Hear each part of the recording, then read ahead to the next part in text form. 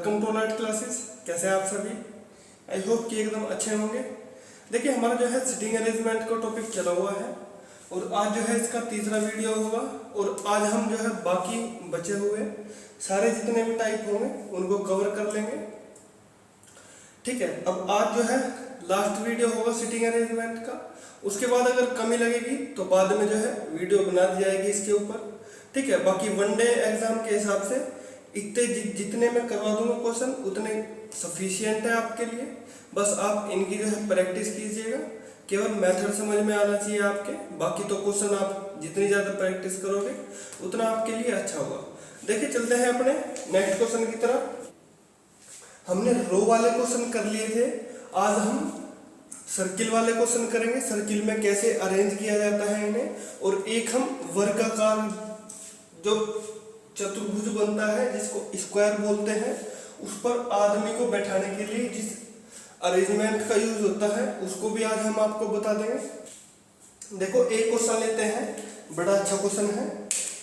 ढोंडू, चिंटू, टीटू, चीकू, सोनू, मोनू, बिट्टू, सोंटी एक वर्ताकार मेज के गिर्द केंद्र की ओर मुंह करके बैठे हुए हैं। यानी कि सबका मुंह कहां पर है? केंद्र की साइड है।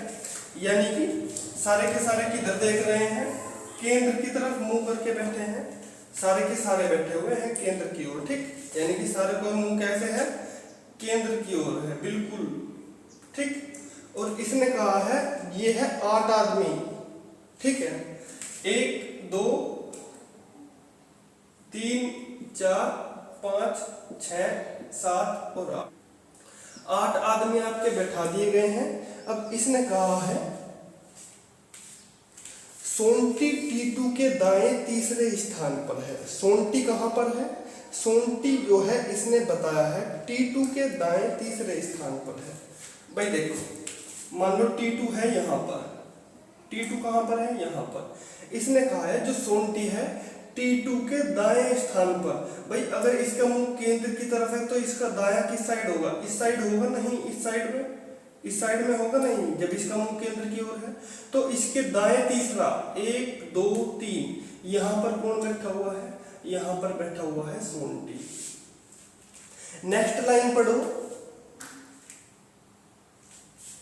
इसने कहा है सोनू के बाएं दूसरे स्थान पर है। सोनू के बाएं दूसरे स्थान पर है। कौन है?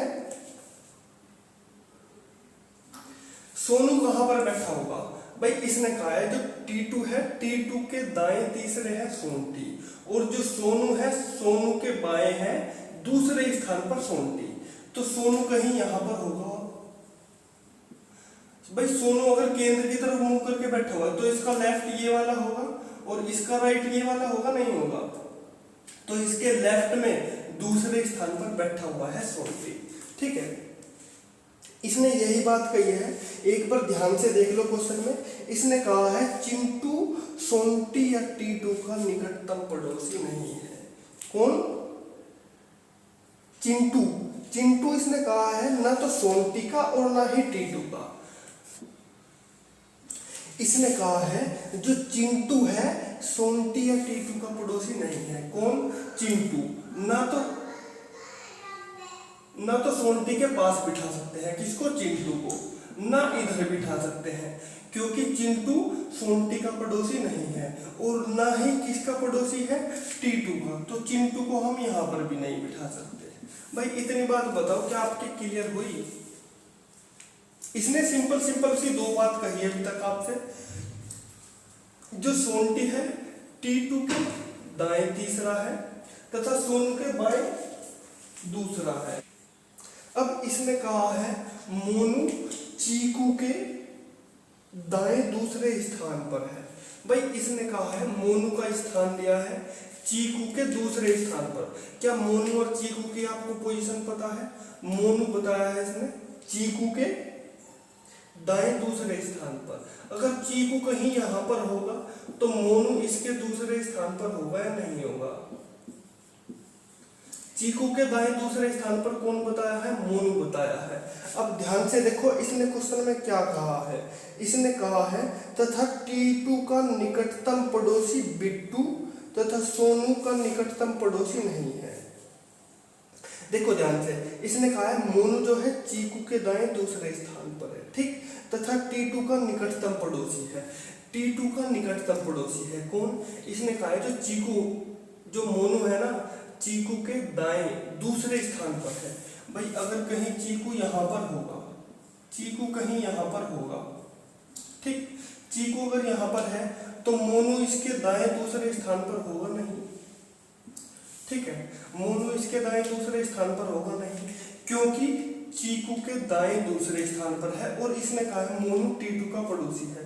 तो मोनू या तो यहाँ पर हो सकता है या फिर यहाँ पर हो सकता है अगर T2 का पड़ोसी है, और इसको हम मोनू को यहाँ नहीं ले सकते। अगर मोनू को यहाँ ले दिया तो चीकू यहाँ पर आना चाहिए, तो चीकू यहाँ पर तो आ नहीं सकता, ठीक है, तो इसलिए हमारी क्या हो जाएगी, ये वाली कंडीशन हो जाएगी बैन, ठीक है। इसने कहा है बिट्टू सोनू का निकटतम पड़ोसी नहीं है। अब ध्यान दो भाई, इसने कहा है बिट्टू, बिट्टू की बात करी है, सोनू का निकटतम पड़ोसी कौन नहीं है, बिट्टू नहीं है, यानी कि बिट्टू को हम ना तो यहाँ लिख सकते, ठीक है, और बिट्टू को ना ही हम यहाँ लिख सकते, ठीक है। अगर बिट्टू को ना यहाँ लिख सकते तो ना यहाँ लिख सकते, तो बिट्टू यहाँ पर आ सकता है या नहीं आ सकता? आप कहोगे सर बिल्कुल आ सकता है, बिट्टू यहाँ पर आ सकता है, बिल्कुल, ठीक है, बिट्टू आ जाएगा यहाँ पर, ठीक। अब ध्यान दो, अब ध्यान दो क्या बचा रह गया हमारे पास में, बिट्टू आ गया यहाँ पर। यहाँ पर क्या हम चिंटू को लिख सकते हैं या नहीं लिख सकते? बिट्टू सोनू का निकटतम पड़ोसी नहीं है, सोनू का निकटतम पड़ोसी बिट्टू यहाँ पर नहीं है, ठीक है, बिट्टू कहाँ पर नहीं है, यहाँ पर नहीं है और ना ही यहाँ पर है, तो बिट्टू को हमने लिख दिया यहाँ पर, ठीक। अब ध्यान दो, ये दो पोजीशन हमारे पास बची रह गई, ठीक है, ये दो पोजीशन हमारे पास बची रह गई, और चिंटू को हम यहाँ नहीं लिख सकते क्योंकि सोनटी के और T2 के बगल में चिंटू नहीं आ सकता, तो चिंटू कहाँ पर आएगा, चिंटू आ जाएगा यहाँ पर, कहाँ पर आ जाएगा, चिंटू आ जाएगा यहाँ पर, क्योंकि चिंटू को तो स्टार्टिंग में ही बैन कर रखा था सोनटी के पास में, और इसके T2 के पास में नहीं आना चाहिए। और आखिरी लाइन देखो आप जल्दी से, बिट्टू सोनू का निकटतम पड़ोसी नहीं है, तो अब देखो सारी की सारी कंडीशन हमारी हो गई फिर। तो अब क्या बचा हमारे पास, हमारे पास में केवल एक बचा है जिसका नाम है ढूंढू। क्या नाम है जिसका, ढूंढू नाम है जिसका, हमारे पास केवल यही एक आदमी बचता है, ढूंढू। अब देख लो हमारी सारी की सारी कंडीशन फिल हो गई है। तो अब आप क्वेश्चन पढ़ो, निम्न में से कौन T2 के दाएं दूसरे स्थान पर है? T2 के दाएं दूसरे स्थान पर, भाई T2 के दाएं दूसरे स्थान पर कौन है? आपको बिट्टू नजर आ रहा होगा। T2 अगर इस साइड इसका मुंह है तो इसके राइट में ये हो जाएगा और लेफ्ट हो जाएगा ये, तो इसके राइट दूसरा कौन होगा, बिट्टू, ठीक। अब ध्यान दीजिए, इसने कहा है सोनटी तथा सोनू का निकटतम पड़ोसी कौन है? सोनटी और सोनू का निकटतम पड़ोसी ये वाला है, ये दोनों का कॉमन पड़ोसी है। कौन है? ये दोनों का कॉमन पड़ोसी है, ढूंढू, ठीक। अब देखो इसने क्या कहा है, निम्न में से किस युग में दूसरा व्यक्ति पहले व्यक्ति के तुरंत दाएं बैठा हुआ है? भाई इसने कहा है जो पहला व्यक्ति के तुरंत दाएं बैठा है दूसरा व्यक्ति, पहला व्यक्ति दे रखा है इसने ढूंढू, क्या उसके तुरंत दाएं सोनटी बैठा है? ढूंढू, ढूंढू का मुंह है इस साइड में, तो क्या इसके तुरंत दाएं सोनटी बैठा है? भाई इसका तो राइट ये हो जाएगा और लेफ्ट हो जाएगा ये, तो ये तो लेफ्ट में है, ये तो इसके लेफ्ट राइट में नहीं बैठा सोनटी। दूसरे पे आ जाओ, क्या चीकू T2 के दाएं बैठा है? क्या चीकू T2 के दाएं बैठा है? T2 का दाएं होता है इस साइड, ठीक है, तो चीकू तो लेफ्ट में बैठा है, तो ये भी क्या हो जाएगा, आंसर हो जाएगा गलत, ठीक। अब देखो सोनटी बिट्टू के दाएं बैठा है क्या? सोनटी बिट्टू ये है, बिट्टू के दाएं, बिट्टू का राइट होता है ये वाला और लेफ्ट हो जाएगा इसका। क्या सोनटी बिट्टू के राइट में बैठा है? आप कहोगे सर बिल्कुल बैठा है सोनटी, बिट्टू का राइट इधर ही तो होगा जब इसका मुंह इस साइड की ओर है, ठीक है। अब ध्यान दो, नेक्स्ट क्वेश्चन पे आते हैं। अब इसने कहा है 8 मित्र हैं PQRS TUVW एक वर्गाकार मेज के गिर्द इस प्रकार बैठे हैं कि उनमें से 4 मित्र मेज के चारों कोनों पर तथा 4 मित्र मेज की चारों भुजाओं के मध्य में बैठे हैं। मेज के चारों कोनों पर बैठे मित्रों का मुख केंद्र की ओर है, जबकि मेज की भुजाओं के मध्य में बैठे लोगों का मुख केंद्र से बाहर की ओर है, अर्थात केंद्र से विपरीत दिशा में है।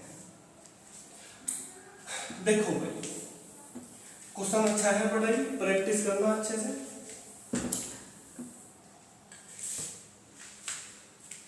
देखो, एक वर्गाकार मेज है,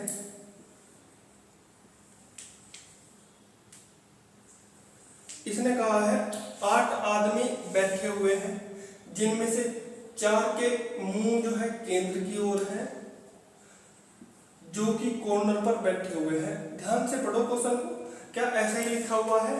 और जो लाइन के जो साइडों के मध्य में बैठे हुए हैं, उनके मुंह केंद्र होता है, ये केंद्र से बाहर की तरफ है, जो कि बीच में बैठे हुए हैं। ठीक है, अब ध्यान दो। देखो, ऊपर वाला तो जो लाइन लिखी हुई है, इतना लंबा चौड़ा लिखा हुआ है, वो केवल ये लिखा हुआ है कि 8 आदमी बैठे हुए हैं। ठीक, 4 कॉर्नर पर बैठे हैं और 4 बैठे हैं भुजाओं के मध्य में। भुजा होती है 4 वर्ग की। ठीक है, तो उनके मध्य में बैठे हुए हैं 4 आदमी। ठीक, अब देखो ध्यान से, उसने कहा है वी आर के दाएं दूसरे स्थान पर बैठा है। वी कहाँ बैठा है?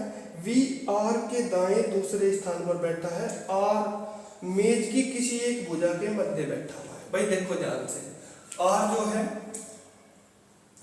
आर इसने बता दिया है किसी भी भुजा के मध्य में बैठा हुआ है आर। ठीक, और आर कहा है इसने वी आर के दाएं दूसरे स्थान पर है। आर का दाया किस साइड होगा? भाई इसका मुंह अगर ऐसे है तो इसका दाया किस साइड होगा? इस साइड होगा या इस साइड होगा? आप कहोगे सर इसका दाया होगा इस साइड में। ठीक, और इसका लेफ्ट हो जाएगा इस साइड में। जब इसका मुंह नीचे की साइड में है तो इसका लेफ्ट हो जाएगा इधर और राइट होगा इधर। तो इसने कहा है वी आर के दाएं दूसरे स्थान पर। आर का दाया होएगा 1 और 1 2, तो यानी कि वी यहाँ पर बैठा हुआ है कहीं पर। बताओ क्या आपको इतनी बात समझ में आई? भाई ध्यान दो जल्दी से, क्या इतनी बात आपके क्लियर है? देखो नेक्स्ट क्या कहा इसने, V तथा Q के मध्य में केवल 2 मित्र बैठे हुए हैं। V और Q के मध्य में, V और Q, देखो V और Q के मध्य में 2 आदमी बैठे हुए हैं, 1 2, यानी कि Q यहाँ पर भी हो सकता है। ठीक, 1 2 मित्र इधर बैठे हुए हैं तो Q इधर भी हो सकता है। अब देखो 2 पॉसिबिलिटी हो गई। इसके हम क्या करते हैं, इसके 2 फिगर बना देते हैं। ठीक है, ऐसे ही बिल्कुल सेम टू सेम।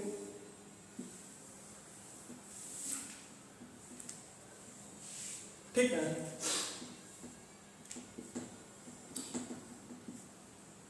इसके ऐसे ही बना लो बिल्कुल सेम टू सेम।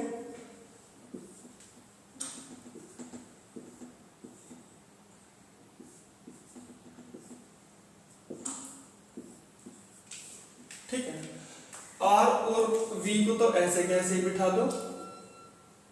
ठीक है, अब क्यों जो है वी के और क्यों के बीच में 2 व्यक्ति बैठे हुए हैं, तो वी 1 2 यहाँ हो सकते हैं। क्यों 1 तो हमने यहाँ बना दिया, और 1 2 व्यक्ति क्यों के बीच 1 क्यों यहाँ हो सकता है, तो इस वाले क्यों को बना लो आप यहाँ पर। ठीक,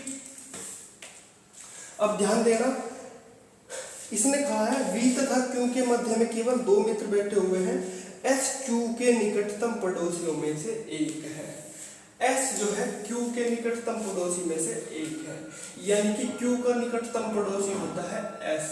S यहाँ पर भी आ सकता है और S यहाँ पर भी आ सकता है। क्या आपके इतनी बात क्लियर है? और इस वाले क्वेश्चन में केवल S को हम यहाँ बिठा सकते हैं। ठीक है, तो ये वाली कंडीशन में तो बिल्कुल एक पॉसिबिलिटी बनती है, लेकिन इसमें S की बनती है 2 पॉसिबिलिटी।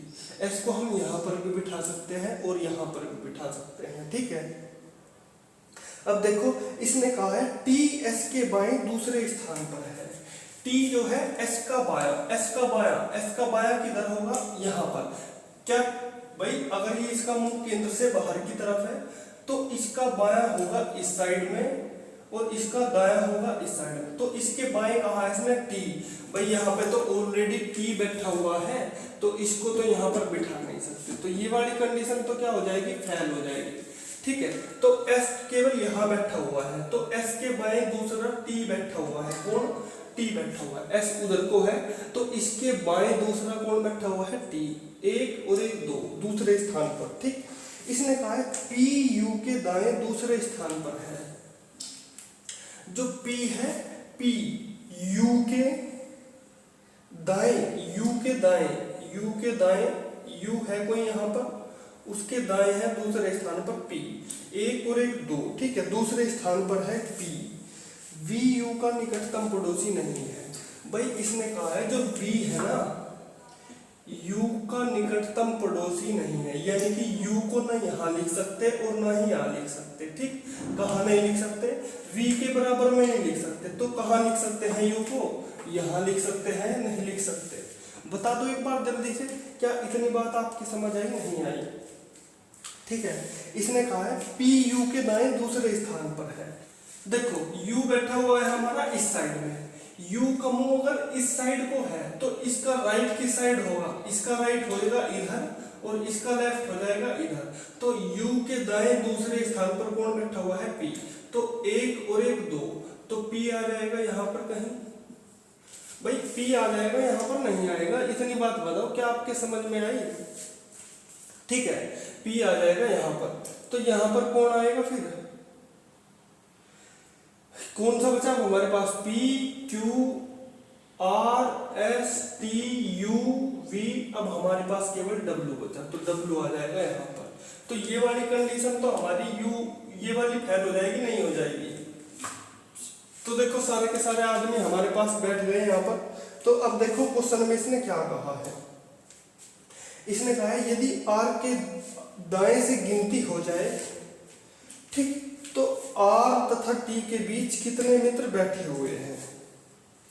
यदि R के दाएं से, R कहाँ पर है, R है यहाँ पर, R का दायां कहाँ होगा, भाई R का मुंह है नीचे की साइड में, तो इसका दायां होगा इस साइड में। ठीक, और इसका लेफ्ट हो जाएगा इस साइड में, अगर इसका मुंह नीचे की तरफ है। तो R के दाएं से गिनना चालू करें तो R और T के बीच पूछा है कितने आदमी होंगे, भाई 1 2 और 3, कितने आदमी होंगे, 3 मित्र बैठे हुए होंगे। ठीक, क्या इतनी बात आपको क्लियर है। जब R के राइट से गिनना चालू करते हैं तो इनके बीच में 1 2 3, R और T के बीच में पूछा है कितने व्यक्ति होंगे। ठीक, नेक्स्ट क्वेश्चन है निम्न में से P के संदर्भ में कौन सा कथन सत्य है। P के संदर्भ में पूछा है कौन सा कथन सत्य है। अब ध्यान दो, P की बात पूछी है, T तथा R दोनों P के निकटतम पड़ोसी है। T और R, क्या P के निकटतम पड़ोसी है, P का निकटतम पड़ोसी केवल T है। R क्या है, दूरस्थ पड़ोसी है, यानी कि दूर स्थित पड़ोसी है R। तो ये तो बात हो गई गलत। इसने कहा है P तथा S के बीच में केवल 3 लोग बैठे हैं। P है ये और S है ये, क्या इनके बीच में 3 लोग बैठे हुए हैं, भाई इनके बीच तो एक भी लोग नहीं बैठे हुए, तो 3 कहाँ से बैठ जाएंगे। नेक्स्ट देखो, P मेज की किसी भुजा के मध्य में बैठा हुआ है। P जो है मेज की किसी भुजा के मध्य में बैठा हुआ है, भाई P किसी मेज की जो भुजा है इनके मध्य में बैठा हुआ है क्या, ये तो कॉर्नर पर बैठा हुआ है। इसने कहा है W P के बाएं दूसरे स्थान पर है। W कहाँ पर है, यहाँ पर, P के बाएं, P का बायां किधर होगा, P का बायां होगा इस साइड में और राइट हो जाएगा इसका इस साइड में। ठीक, क्या W P के लेफ्ट में बैठा हुआ है, आप कहोगे सर राइट, ये तो कहाँ पर है, राइट में है, ये लेफ्ट में तो बैठा ही नहीं हुआ है ये। तो इसका आंसर क्या हो जाएगा, नन ऑफ दीज, यानी कि कोई भी विकल्प इसका सही नहीं है। नेक्स्ट देखो क्या कहा है इसने, Q के सापेक्ष V की स्थिति पूछी है। Q के सापेक्ष V की स्थिति पूछी है, V की। भाई देखो Q का मुंह है इस साइड में, तो इसका लेफ्ट हो जाएगा इधर और इसका राइट हो जाएगा इस साइड में। ठीक, तो Q के लेफ्ट में कितने पर है V, 1 2 3, यानी कि बाएं तीसरे स्थान पर है बैठा हुआ है V। कौन बैठा हुआ है? तीसरे स्थान पर बैठा हुआ है बाएं, यानी कि V। देखो नेक्स्ट क्वेश्चन क्या कहता है, इसने कहा है निम्न 5 में से 4 किसी प्रकार एक समान है, यानी कि 4 जो है एक समान है, जो 5वां है कोई वो अलग मेथड से बैठा हुआ है। तो इसने कहा है उसको बताओ जो इनके ग्रुप में नहीं आता। क्यों TSRV, क्यों TSRS,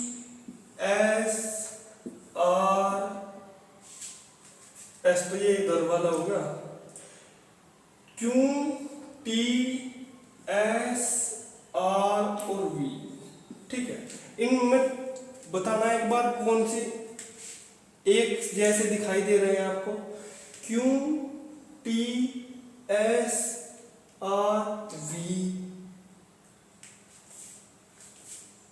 देखो ध्यान से, ये जो है क्यों केवल कॉर्नर पर बैठा हुआ है, जबकि RST और V कहां पर बैठे हुए हैं? भुजा के मध्य में बैठे हुए हैं ये 4, जबकि Q बैठा हुआ है कॉर्नर पर। तो Q क्या हो जाएगा? Q इनमें बिल्कुल डिफरेंट हो जाएगा। क्या हो जाएगा? बिल्कुल डिफरेंट हो जाएगा। W के बाएं दूसरे स्थान पर कौन आता है? W कहाँ है हमारा? W है ये, इसके बाएं, इसका लेफ्ट हो जाएगा इस साइड में और इसका राइट हो जाएगा इस साइड में। W के लेफ्ट बाएं दूसरे स्थान पर कौन बैठा हुआ है? P बैठा हुआ है, ठीक। भाई क्वेश्चन बताओ क्या आपके समझ में आया है, नहीं आया? जल्दी बताओ। देखो फिर अपने नेक्स्ट क्वेश्चन पर चलते हैं और आज का अपना लास्ट क्वेश्चन होगा ये वाला। बस अच्छे से समझ लो इनको आप, ठीक है। और ज्यादा हार्ड क्वेश्चन वनडे लेवल के एग्जाम में नहीं आते, ये भी आपको हार्ड लग रहे होंगे, है ना? वैसे तो देखिए, क्योंकि ये चैप्टर ऐसे हैं जिनको हम कम ही पढ़ते हैं, तो इस वजह से इनको जो है स्टार्टिंग में करा रहा हूँ इन हार्ड से चैप्टर को, ठीक है। इसके बाद जो है सारे के सारे चैप्टर क्या होंगे? सिंपल होंगे, ठीक है।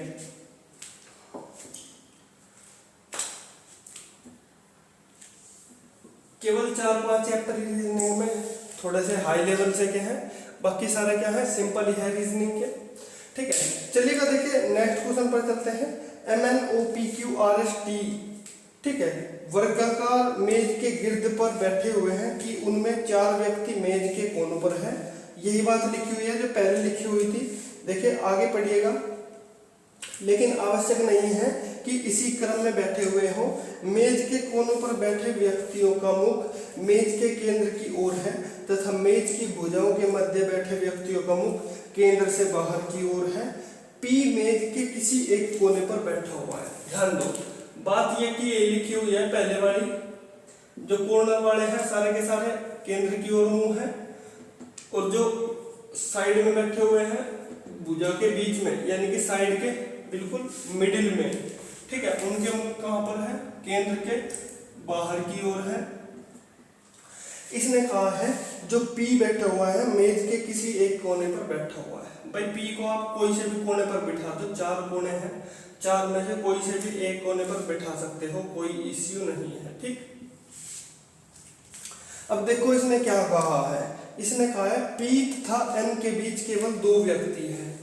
P और N के बीच है 2 व्यक्ति। P की 1 2, यानी कि N यहाँ पर हो सकता है, 1 2, N यहाँ पर भी हो सकता है, तो 2 पॉसिबिलिटी हो गई इसकी। तो इसको भी हम यहाँ पर लिख लेते हैं। P को तो लिख लिया यहाँ पर, अगर हमने 1 N यहाँ पर लिखा है तो दूसरे N को लिख दो यहाँ पर, ये वाला N यहाँ से हटा दो, ठीक है। अब हमारे पास क्या हो गई? 2 पॉसिबिलिटी हो गई हमारे पास में, ठीक है।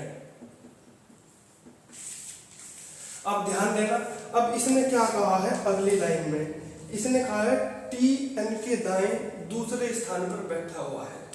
T जो है N का दायां दूसरा, T जो है N का दायां दूसरा, N का मुंह इधर को है तो इसका राइट हो जाएगा इस साइड में, लेफ्ट हो जाएगा इस साइड में। तो जो T है N के दाएं दूसरे 1 2, T बैठा हुआ है यहाँ पर। अगर N का दायां इधर से देखा जाए तो इसका राइट होगा इस साइड में और लेफ्ट होगा इस साइड में, ठीक। तो इसके दाएं दूसरा 1 और 1 2, तो T बैठा हुआ है कहीं यहाँ पर, ठीक है। टी जो है एन के दाएं दूसरे स्थान पर बैठा है। टी तथा ओ के बीच केवल 3 व्यक्ति बैठे हुए हैं। टी और ओ के बीच, टी के बीच में और ओ के बीच में। देखो अब ध्यान से, इनके बीच में 3 व्यक्ति बैठे हुए हैं। अब ध्यान देना बात, 1 2 3, तो ओ यहां पर आ सकता है नहीं आ सकता? बताओ एक बार। 1 2 3, 3 व्यक्ति किधर से ही काउंट कर लो, ओ यहीं पर आएगा इस वाली फिगर में। इधर से देखो 1 2 3, यानी कि ओ आएगा यहां पर, ठीक है, इस वाली जगह पर। 1 2 3, यानी कि ओ यहां पर आ सकता है इस वाली फिगर में, ठीक है। अब ध्यान दो, उसने क्या कहा है, इसने कहा है एम एस के बाएं तीसरे स्थान पर बैठा हुआ है। एम जो है एस के बाएं, एस अगर यहां पर है तो एस के बाएं तीसरे स्थान पर एम बैठा हुआ है। भाई देखो एस क्या कहीं आपको नजर आ रहा है? अभी इसने एस और एम की कोई पोजीशन नहीं दे रखी है।